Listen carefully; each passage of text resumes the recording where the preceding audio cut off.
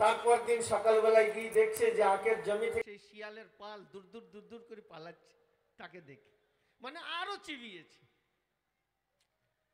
তারপরের দিন মনে মনে ভাবলো তাহলে মসজিদের মুসল্লি কটাকে দিই, এক বোঝা কেটে নিয়ে এসে আবার মসজিদের মুসল্লিদেরকে দিয়েছে। মুসল্লিরা নিয়ে এসে মুসল্লিরা খুব খাচ্ছে, আলহামদুলিল্লাহ সুবহানাল্লাহ খুব বলছে। তারপর দিন সকালবেলায় গিয়ে দেখছে যে সেই জমিতে যা শিয়াল ছিল প্রথম দিন তার থেকে ডবল শিয়াল সে জমি শেষ করে ফেলেছে। এ বড় টেনশনে পড়ে গেছে। তখন সেই লোকটি গালে হাত দিয়ে জমির আলে বসে বসে ভাবছে কি করি কি করি। বলছে আমাদের গ্রামে তো কারবালাতলা আছে, এক বোঝা মাথায় করে নিয়ে গিয়ে কারবালাতলায় দিয়ে দেখে। কারবালাতলায় নিয়ে গিয়েছে, নিয়ে গিয়ে কারবালাতলায় দিয়েছে।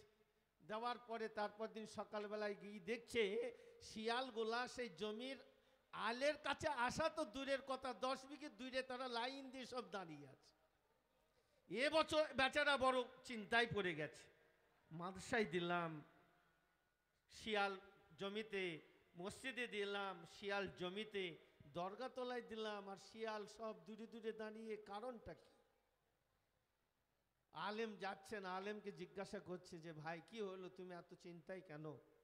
সে তখন বলছে যে ভাই এই কারণ আর এই শেষ পরিণতি। তো যখন দরগাতলায় দিলাম কারবালা তলায় দিলাম, দেওয়ার পরে তারপর আর শিয়াল জমির আলেই আসেনি।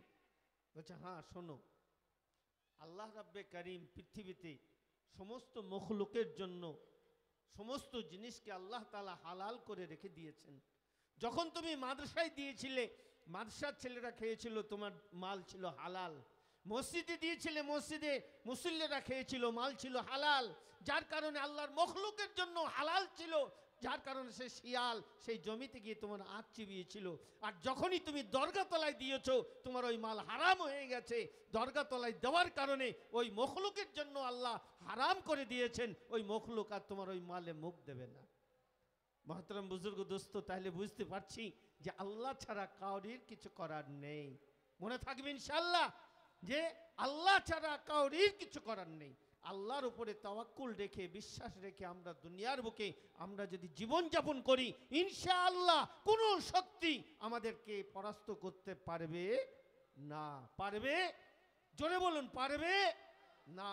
ইনশাআল্লাহ খুব তাড়াতাড়ি দেখবেন ওই সমস্ত মানুষেরা যারা মসজিদের তলদেশে মন্দির খুঁজছে তারা ইসলাম গ্রহণ করতে বাধ্য হবে, হবেই, এর মধ্যে কোনো সন্দেহ নেই। জোরে একবার বলুন নারায়ে তাকবীর।